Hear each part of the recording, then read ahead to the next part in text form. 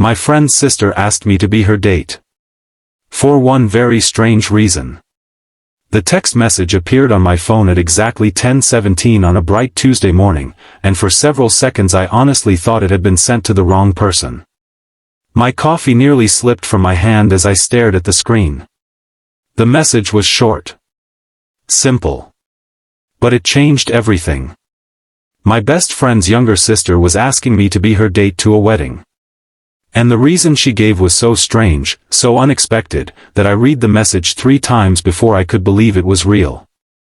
Before we begin, take a moment to like this video, leave a comment, share it with someone who believes in kindness and second chances, and subscribe to Lifeline Hub for more emotional stories that remind us how powerful compassion can be. The sunlight streamed through the cafe window while the city moved normally outside, but my world suddenly felt frozen. The sender's name was unmistakable. Her name was Talia Mercer. I had known Talia for almost 10 years. Not because we were close. Not because we spent time together. But because her older brother, Rowan Mercer, had been my best friend since high school. Rowan and I had survived awkward teenage years, failed exams, terrible jobs, broken hearts, and countless mistakes together. We were the kind of friends who could go months without talking and then pick up exactly where we left off. Talia had always existed somewhere in the background of those years. The quiet younger sister. The girl who spent most family gatherings reading books in a corner. The girl who never seemed comfortable being the center of attention. The girl who grew into a thoughtful young woman while the rest of us were too busy chasing careers and adult responsibilities to notice. I hadn't seen her in almost a year. Then her message arrived. Would you be willing to come with me to my cousin's wedding this Saturday? I know it's a strange request. There's a reason. I'll explain if you say yes. I stared at the screen. The request alone was surprising. The mystery behind it was even more confusing. After several minutes, curiosity won. I replied. What's the reason? Her answer came almost instantly. Because everyone thinks I'm broken. The words hit harder than I expected. For a long moment I simply looked at them. Then I typed back. What do you mean? 3 dots appeared. Disappeared. Appeared again. Finally her reply arrived. It's complicated. For the rest of the day, those words stayed in my mind. Everyone thinks I'm broken. That wasn't something people usually said unless they had been carrying pain for a very long time. Saturday arrived faster than I expected. I had agreed to meet her for lunch before making a final decision. The afternoon was warm and bright. Children played in a nearby park. Birds circled above the trees. Everything felt peaceful. But the moment I saw Talia sitting alone on a bench, I could tell something wasn't right. She looked different. Not physically. Emotionally. There was a sadness in her eyes that hadn't been there years earlier. The kind of sadness that doesn't appear overnight. The kind that settles quietly into someone's life and refuses to leave. As we talked, she seemed nervous. She kept glancing down at her hands. Twisting a silver ring around her finger. Avoiding eye contact. Finally she took a deep breath. Then she told me the reason. And suddenly everything made sense. 3 years earlier, Talia had been engaged. She had fallen deeply in love with a man named Carter. According to everyone around them, they were perfect together. The wedding had been planned. The venue reserved. The invitations mailed. The future seemed certain. Then, only 6 weeks before the ceremony, Carter disappeared. Not physically. Emotionally. He called off the wedding. Ended the relationship. And left town. No explanation. No closure. No answers. Just silence. The experience shattered her.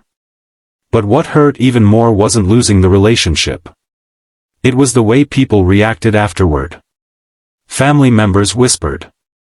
Friends made assumptions. Relatives speculated endlessly. Some blamed Carter. Others quietly blamed her. Every gathering became exhausting. Every event became uncomfortable. Every wedding became a reminder. And now another wedding had arrived. A cousin's wedding. An event where dozens of relatives would once again ask the same painful questions. Why are you still single? Have you moved on? Don't you think it's time? What's wrong? Why didn't things work out? The questions never ended. The judgment never stopped. People treated her like a tragedy instead of a person. She looked toward the park while telling me all of this. The sunlight reflected softly across her face. There was no anger in her voice. Only exhaustion. Then she finally explained why she had contacted me. She said she needed someone who knew her before everything happened. Someone who wouldn't treat her like a broken project. Someone who wouldn't spend the evening feeling sorry for her. Someone safe. Someone kind. Someone who could simply sit beside her while the questions came. I wasn't expecting emotion to hit me so suddenly. But it did. Because for the first time, I realized how lonely she must have felt. Pain is difficult enough. Being constantly reminded of it by everyone around you makes it even harder. I agreed immediately. The relief on her face was impossible to miss.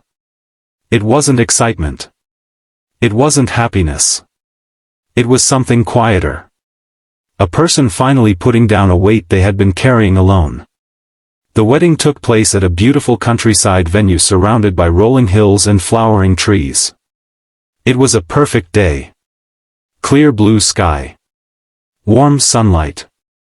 A gentle breeze moving through the grass.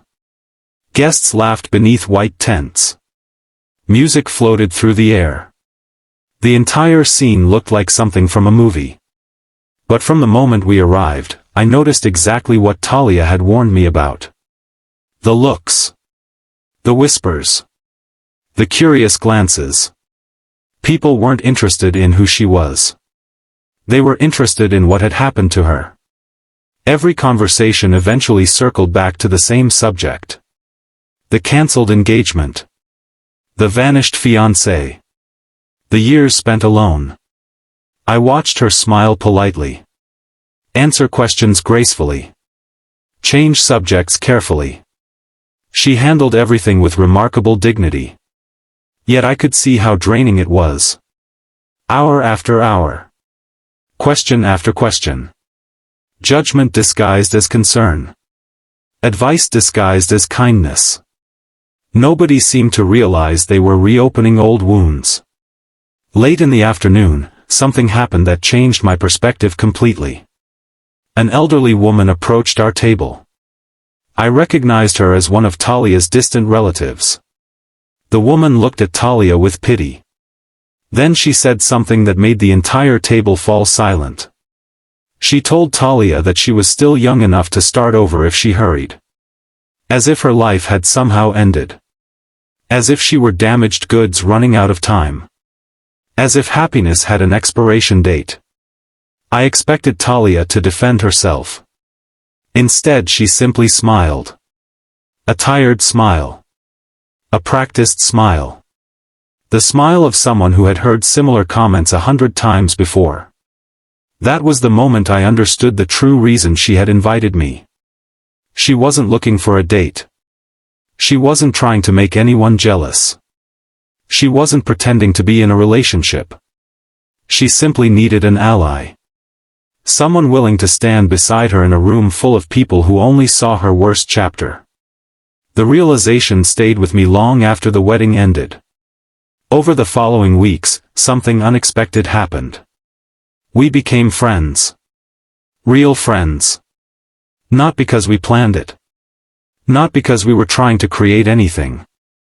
It simply happened naturally. Coffee became conversations. Conversations became long walks. Long walks became shared stories. And slowly I learned things about Talia that nobody else seemed to notice. She volunteered at an animal shelter every weekend. She secretly paid for groceries when struggling families came through her checkout line during her college years. She remembered birthdays. Remembered details. Remembered people's dreams. She spent her life helping others feel seen. Yet somehow nobody had been doing the same for her. The more time I spent around her, the more one question kept returning to my mind. How could someone so kind believe they were broken? The answer became clear one autumn afternoon. We were walking beside a river lined with golden trees. The water reflected the afternoon sunlight like liquid glass. Everything around us felt calm. Then she told me something she had never shared before. She admitted that after her engagement ended, she had started believing the whispers herself. At first she knew the breakup wasn't entirely her fault. But years of hearing other people's opinions slowly changed her thinking. Eventually she began wondering whether something was wrong with her. Whether she was too difficult. Too boring. Too quiet. Too damaged. Too much. Or maybe not enough. Listening to her broke my heart.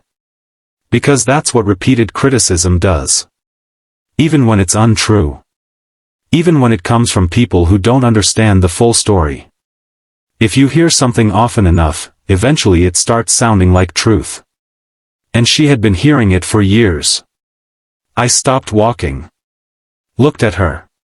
And for the first time, I told her exactly what I saw. I saw resilience. I saw compassion. I saw courage.